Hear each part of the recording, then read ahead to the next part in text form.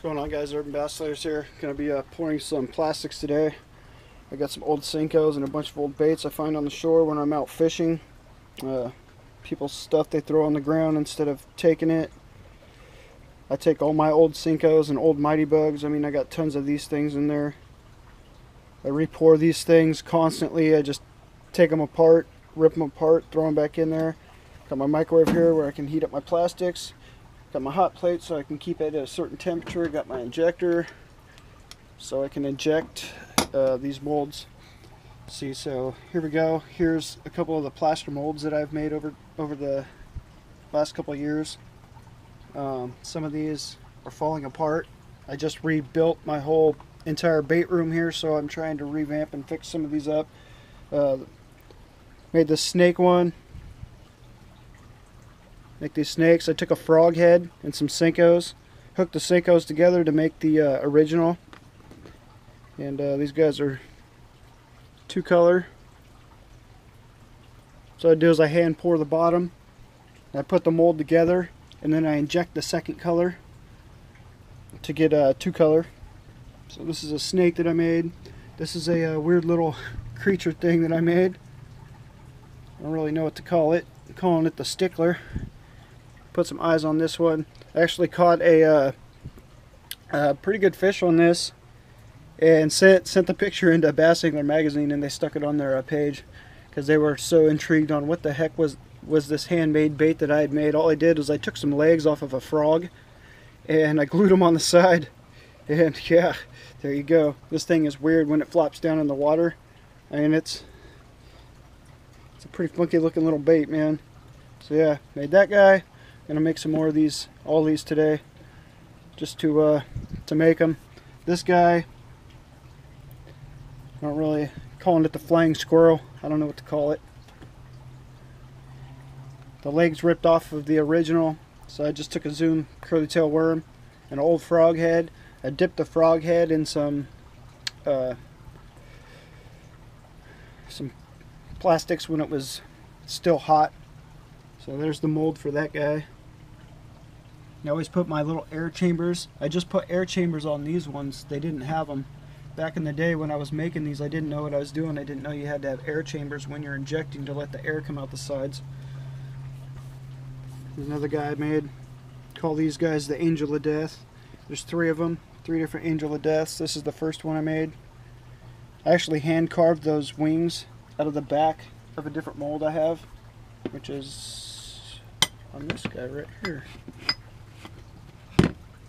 I hand carved those wings, both sides. It was really hard to do. So the wings on this guy and the wings on that guy, I hand carved most of it. So this is this guy. I got a bunch of different colors, doing like the two color. Of course, I didn't know how to pour the two colors together properly back then, so this guy's like coming apart. Two colors. I dipped that tail to get it bigger to make it flap harder. And this is the original. The original's actually got a skull on the head, but once I had to cut out the front for the injection, it actually took apart the jaw and the bottom of the teeth, but you still got the skull face. So see, there's the original. It's a little beat up looking, see what I mean? Now if I had an actual like aluminum CNC thing, that one actually almost looks like a face mask on the front of the skull, but it's alright because it gives a good spot for the hook to go right into it. These things actually, I designed these guys for fishing at night because they got a really big profile. Here's another one. Got a Mighty Bug body on this guy. Same thing. So what I did is I went and I found these little skulls. I made a little tiny mold of the skull, which this thing's so old it fell apart. Little tiny skull mold that I made. This is one of the first molds that I made actually. And I just poured the plastic down in there. Made those skulls. I stuck it on there with the toothpick and some other stuff. And yeah, I made my two-part plaster molds. There's tons of videos out there on YouTube for the how to make two-part plaster molds. I'll probably be making some more molds myself and making another video on that, another one of those heads. So I poured a bunch of those heads and stuck them on these different baits. because these are trying to make my own little design thing here, the Angel of Death. These guys are, you know, I just took some legs off of something else and I chopped up some baits and made my own molds, man. See, this guy doesn't have the air escapes yet, and this guy actually broke while it was down underneath all my old shelves and stuff. So I gotta fix this guy. I'll probably 2-ton epoxy it back together or do something like that. And my snake mold here broke on me earlier when I was moving it, so I got kind of bummed on that one. That's all right, because I just try to keep these things. These are my old molds. I'm gonna make more. I got a bunch of other molds down here. I mean, I got my official Gary Yamamoto 5-inch Senko mold. I mean, this thing's, I got 2 of these. And I pour Senkos, just a few Senkos. Just a couple Senkos. I got a bunch of, oh yeah, whole bunch of Senkos. Wow, yeah, Cinco de Mayo. Different colors. Clear water ones.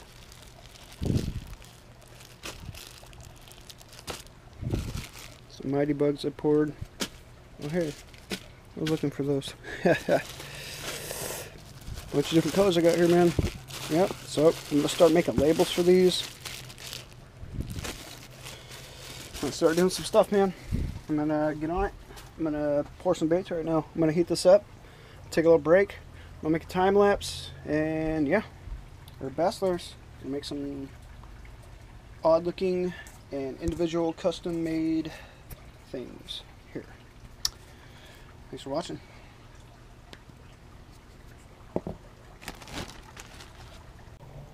Alright guys, so got my big setup here with my 3 plaster molds for the different baits I'm going to be making today.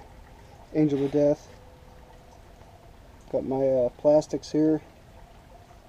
You can see there's all kinds of different colors in there.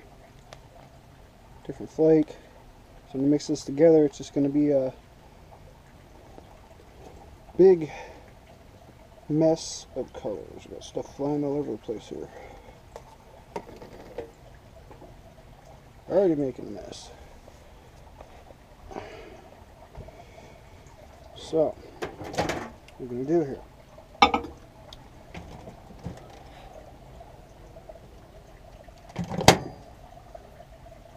I'm going to go 2 minutes at first.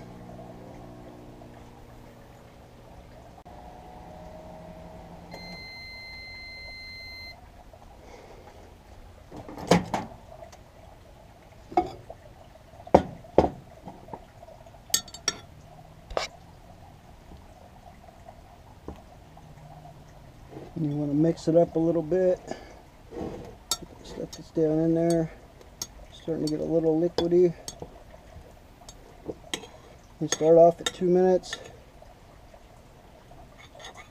And then what I'll do is I'll drop it down to about 1 minute at a time. Then I get down to 30 seconds. The other thing I'm going to do here, I'm going to put this on medium. And I'm going to put my injector on there to get it warm and get it to temperature. The thing I'm going to do is find my gloves.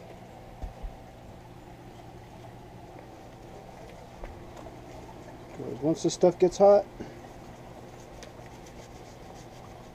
get these coated gloves at Home Depot or in your home improvement stores. Pretty cheap.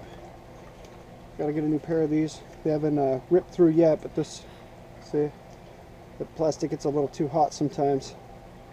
Gonna have to get some new gloves soon here. Use these things for about a year, maybe 2 years now.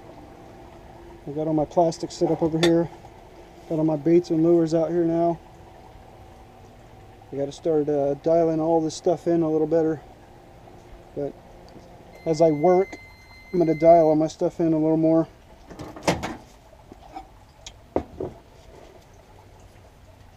So let's see what we got going on here. See, it's turning to liquid now.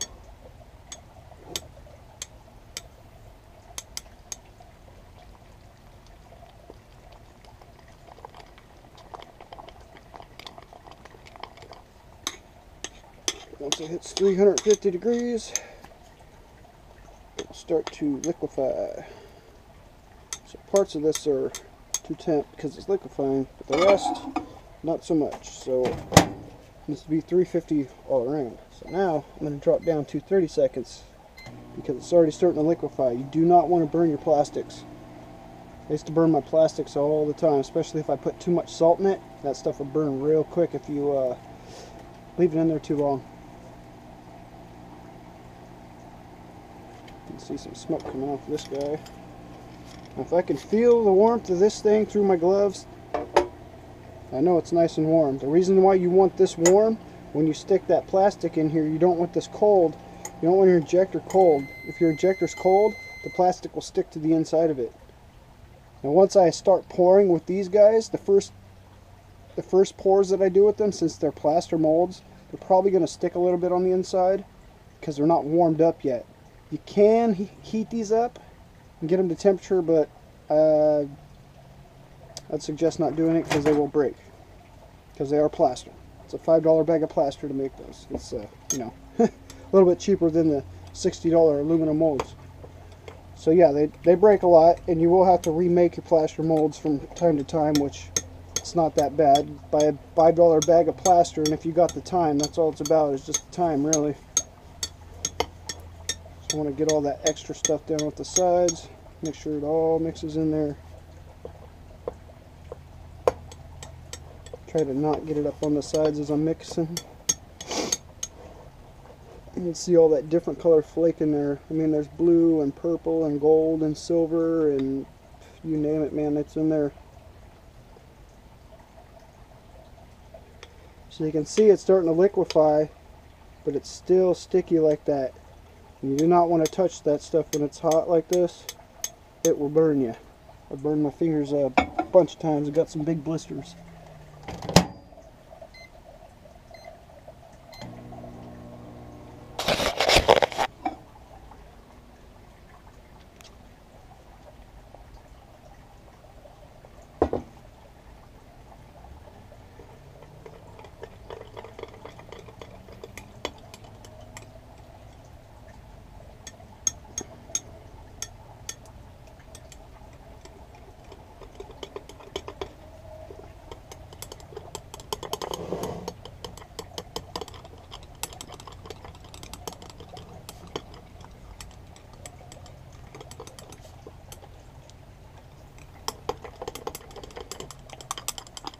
Getting up the temperature. Gonna get some bubbles. If you're still getting bubbles like that and they're not popping all the way up through, it's not the temperature yet. I'm gonna go one more time at 30 seconds. That thing should be ready to go.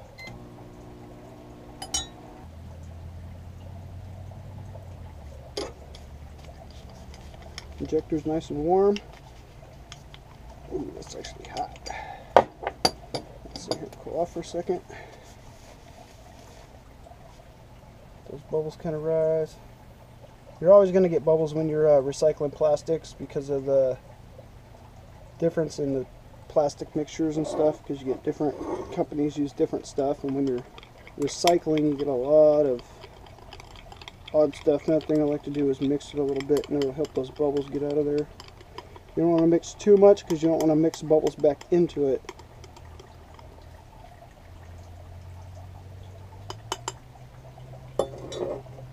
Alright. Injector's ready.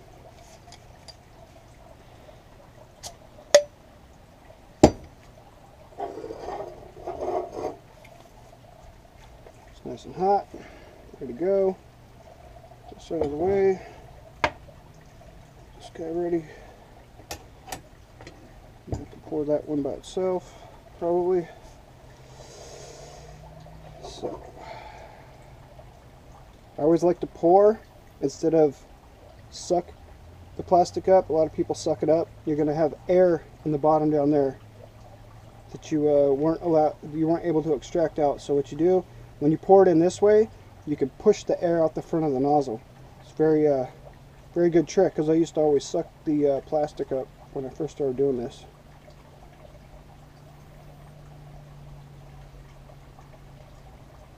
Right about up to the line. You see all that color going through there, man. A lot of different flake color. Set this back on the hot plate. Poured it right to the top, so it should be pretty close. Spurt some out. Now that I poured it in there, there is no air inside there. You're not going to get any air inside your bait. So the first one. Push down on the ejector until you start seeing it come out the sides of your little air slots. Give it a second one a push. It'll top itself off. You're going to have some settling. You can see it come out the sides. You know you got it out. Now those little air slots are making it so there's no air getting inside of your bait. You don't want air at the ends of your limbs and stuff on the baits.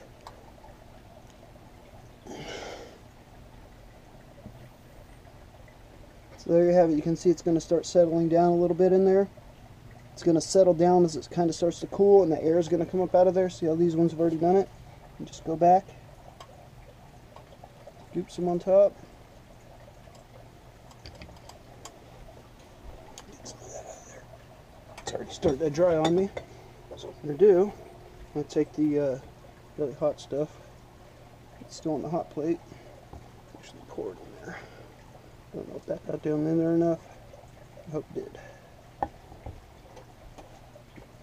You always want to top them off with the hot stuff.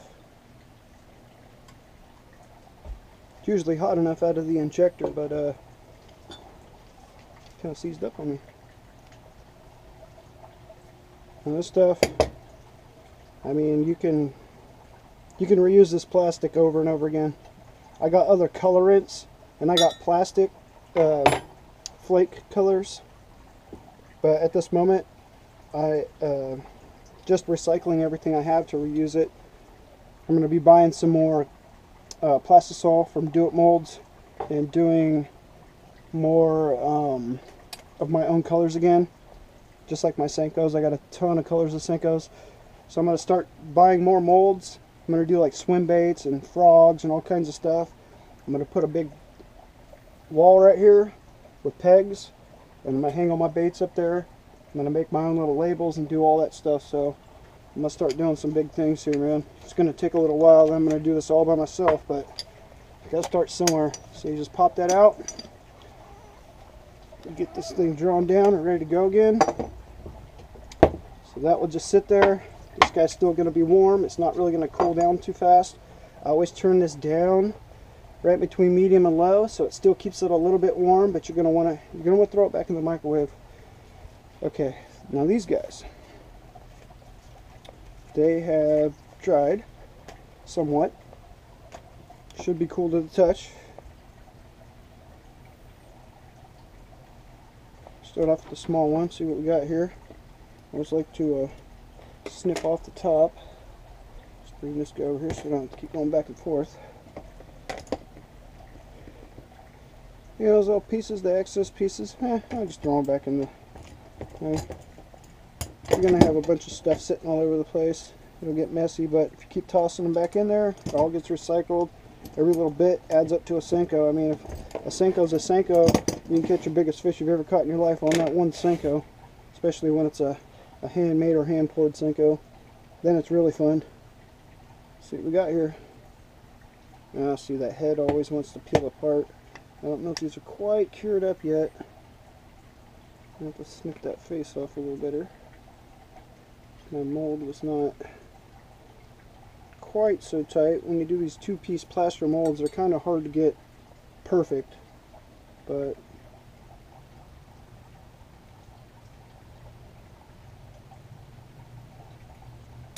the faces on these are always messed up because of the plaster mold. If I had a CNC machine or something, I could make these out of aluminum. That's where it's at. But really, in all reality, these are just kind of prototype baits that I make to fish with. Fish with fun. There goes that mold, so I guess I'm not making any more of these today. And that's the problem with the plaster molds. You see that? I'm kind of glad that I put that on video. See this side of the mold, how thin I made that? All bad. That's all bad. See the thickness of that? That one's not going to break as easy. That one broke. I'm going to have to rebuild this one. So I'm going to have to make a new mold of this, even though this is the prototype. I mean, it still sticks together, but yeah. Basically, that one's done for the day. And you go over here. Rest in peace. Pieces. Pieces, definitely pieces. Alright. Not going to use those. Got a little bit of stuff to trim off on this guy, but not too bad.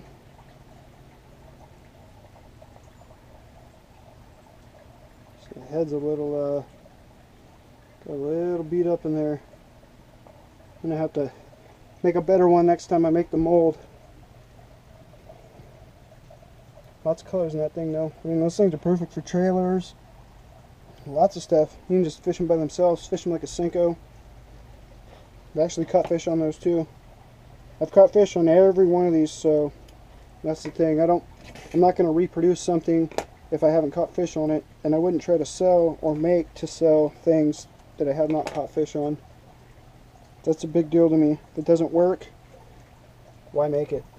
I mean, you can make something fail 100 times, and then you find that one thing that just works, man. And if it works good, and it's got that appeal, it's gonna work. So let's take these off our molds here. Got some stuff that seeped out the bottom. Just toss it all right back in there.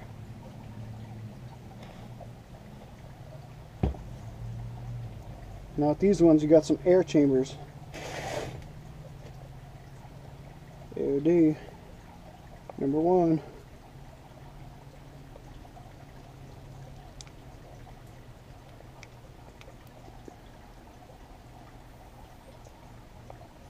Not too bad. And these guys, usually you can just pop them right off.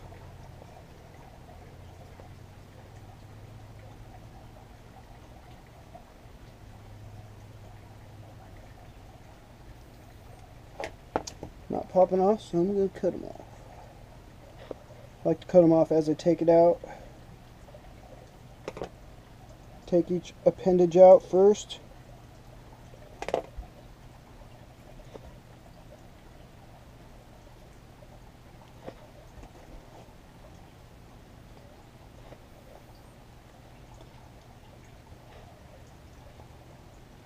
Don't want to rip those wings off. Grab the head. That body coming down this way, and pull the legs out from the hip area of the leg down to the foot. If you start with the foot and go the other way, sometimes you'll rip the foot off. It's all trial and error stuff here, and this is all just for fun. Fishing with stuff that you hand make your own lures and baits. Now sometimes I even like to leave that front thing on there, because I swear it looks like a big old gas mask on the front of the bait. Kind of cool looking, man. Got a little bit of plaster up on that wing, but that's alright. Colors in that thing. Angel of Death number 1, baby. AOD, look at that profile. That thing, man. Hand carved those wings. And that thing, I mean, those wings can pop out, flop. You throw that thing out there. And that could look like 1,000 different things in the water. Almost looks like a baby platypus. Baby bat. That was the original idea behind the Angel of Death baits. As I was out fishing at night with a buddy, and there was a baby bat, and it fell on top of the water, because they swoop down at you sometimes over in the local ponds where we fish at, and had some bats going, and heard one fall in the water, and it was all splashing around. I'm pretty sure a big bass came up and ate it. Yeah, I think I'm going to leave the front of that one. Looks pretty cool, man. That's the fun of making your own homemade stuff. Number 1, number 3, here's number 2. Let's get it back together. I put little grooves in the sides, because I used to wrap these with rubber bands. They never hold together with the rubber bands.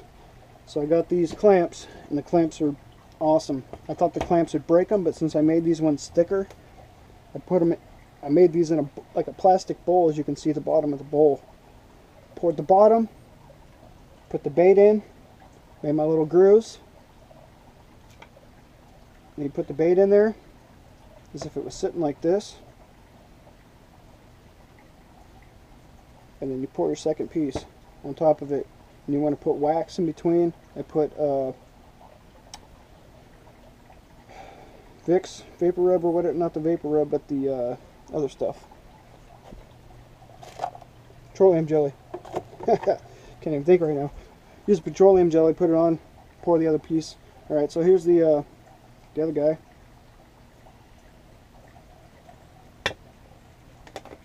Snip these off. Nothing to bother with, just trying to pull them off. I'm just going to snip them. Little air chamber piece. Air chamber piece. See those little air chamber pieces? That's where the air was coming out. If the air didn't come out, you get pockets of air in the ends of your pieces right here. You'd have air right there, and you wouldn't have complete pieces, especially on these little guys. So it helps push everything out. There's no air pockets on these, but here's the bigger guy. Nice and slow. Just big old kicking feet on it.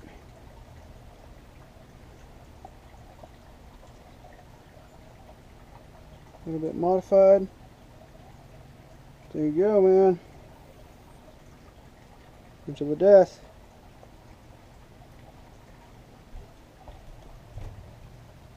Got 1, 2, and 3 there.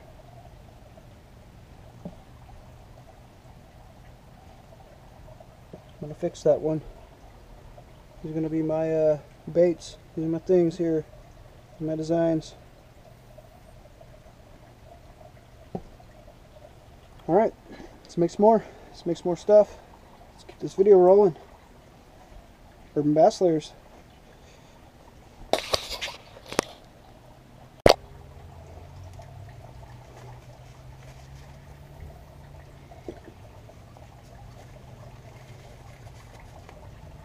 I like to take the extra plastic like this, peel it up and out, get it out of the way.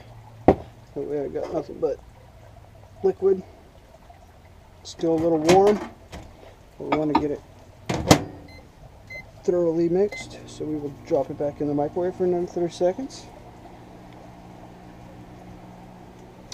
I got a different mold set up here. It's just of a curly tail.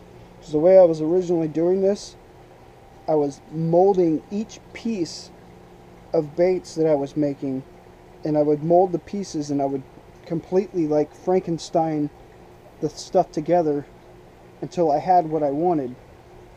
Like with these guys, I just Frankenstein stuff together, and that's basically where a lot of my ideas came from. Like this guy, look at those legs off of something, wings that were clipped off of the other wings. So, you know, it's just Frankenstein type ideas, man. That's all it is. So this is a curly tail that I have recarved part of it and made it a little bit bigger on a part of the tail. And then what I'm going to do with the tail is I'm going to hook it to a long Senko, and I'm going to make my own really big curly tail worms, because I can't always get to Bass Pro Shops or go places to buy my own curly tails. So I am going to make my own. So yeah, I'm going to make my own big old chunky curly tails. Here we go. Oh yeah, it looks nice. It looks really nice.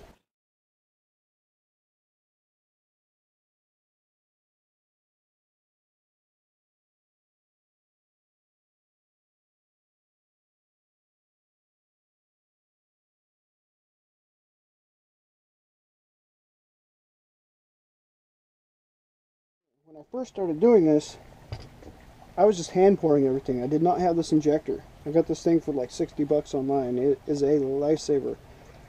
I was trying to do all these baits, and I couldn't do them. Let's go ahead and express that out while it's still warm. Yeah, so I was trying to hand pour all these things, and I was getting frustrated because I seen other guys online and they were doing stuff, I didn't understand why I wasn't getting the appendages with the plastic. I had two problems. I didn't have my air things cut, and I didn't have an ejector. If you don't have an ejector and you're just trying to hand pour, you can take baits, you can take stuff like this. Wait, where are we at? I'm going to use this guy because I was going to do this earlier. We'll go with this side of it. You can take something like this.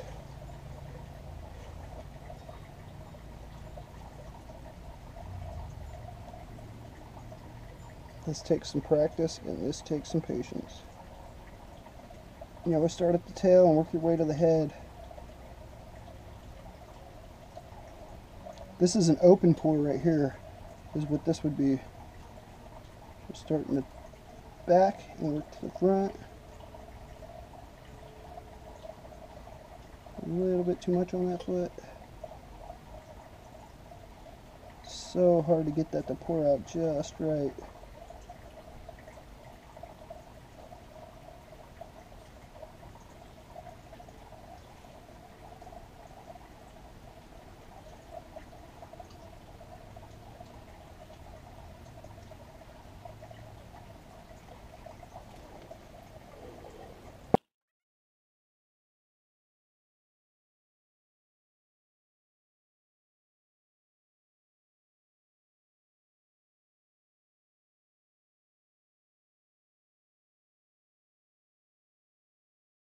Save all these little pieces. I see a lot of guys on these films and they just toss all this stuff. It all matters. I mean, I recycle every piece of plastic I find out when I'm fishing, and people throw half Cincos and partial baits and stuff. I keep it all.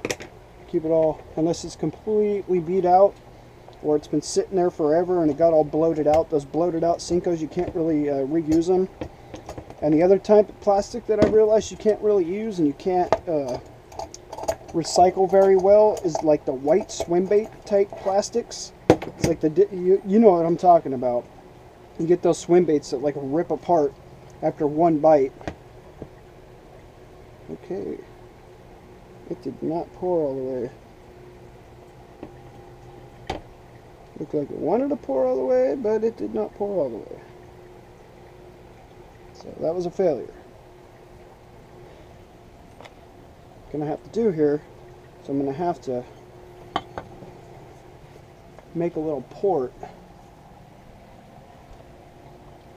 for my guy to fit in there. So this guy fits into my nozzle. I didn't get a good pour in here because my nozzle can't fit in there. If I would have done this now instead of when I actually built this about a year ago, I would have done it the right way. So now what I got to do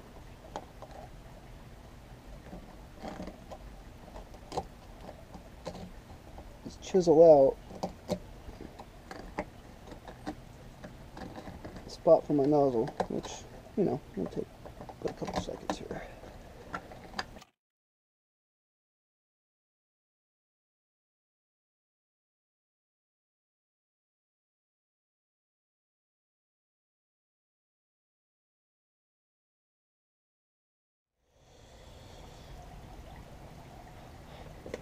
Excess, chop, flop.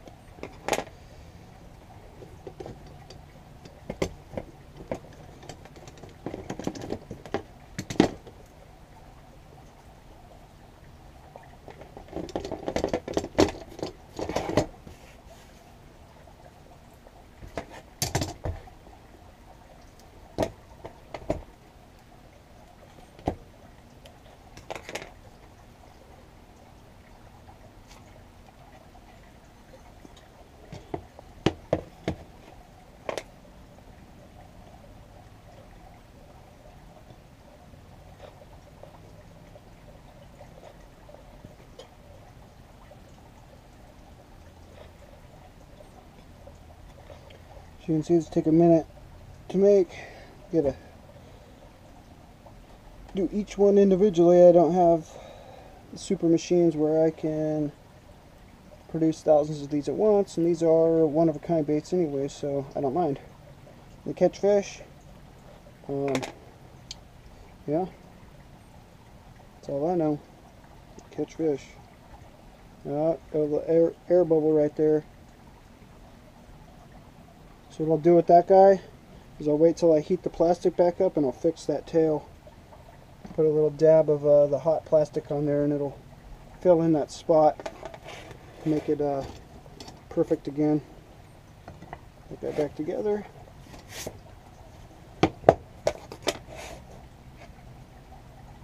I always go to the porthole where you inject and use my thumbs to open. I find it easier that way. Takes me a while to remember all my little tricks as I'm doing this because I don't always pour baits, so yeah. Cut all these little airport deals off, and there we go. The angel of death, ready to go. Big old chunky bait. Perfect for fishing big waters, man. Big bait. Put a big old 4/0 hook on that thing. Man, seems pretty badass.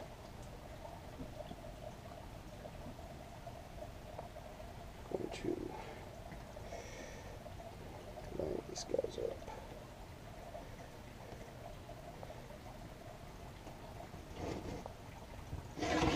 This guy is going to sit right there because probably not making any more of those today. I'll tell you that much. Well, that was a fail on that. So I'm going to fix the tail. I can go right back in there.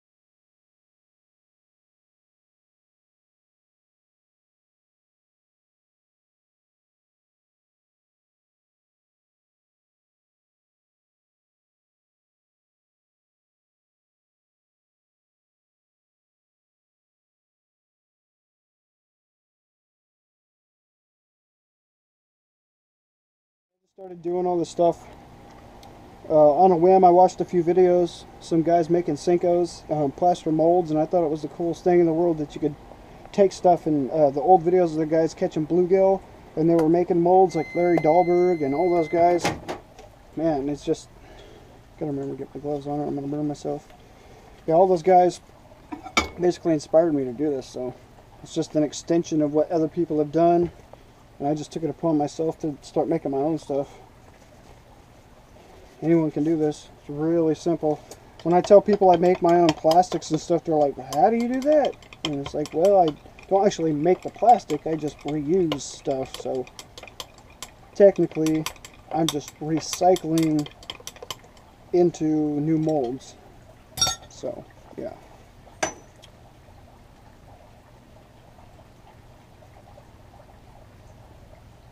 A little bit of bubbles in there. I'll let it sit on the burner for a second.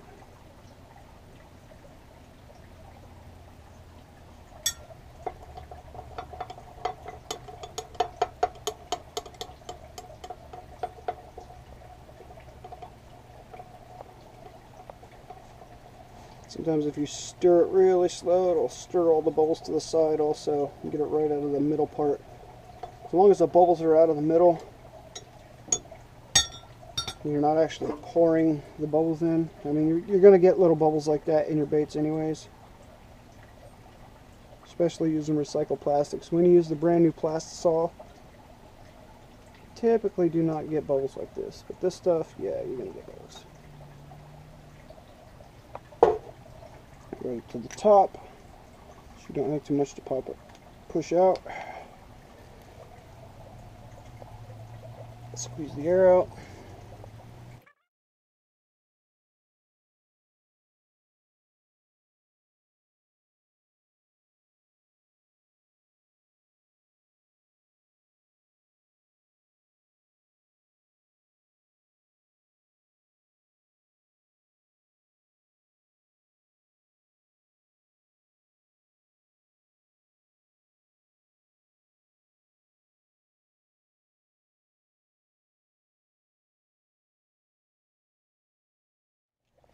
Alright, so some baits right there.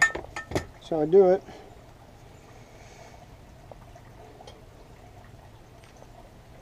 Put it in there.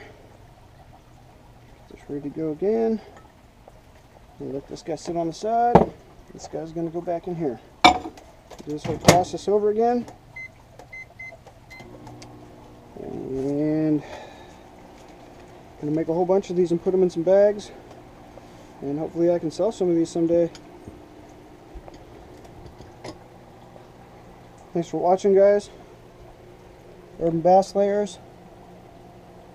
Making some Angels of Death. And some plaster molds. Some old plaster molds that I made a couple years ago. So yeah, some prototype baits that I made. And that's about it. Thanks for watching, guys. Just remember,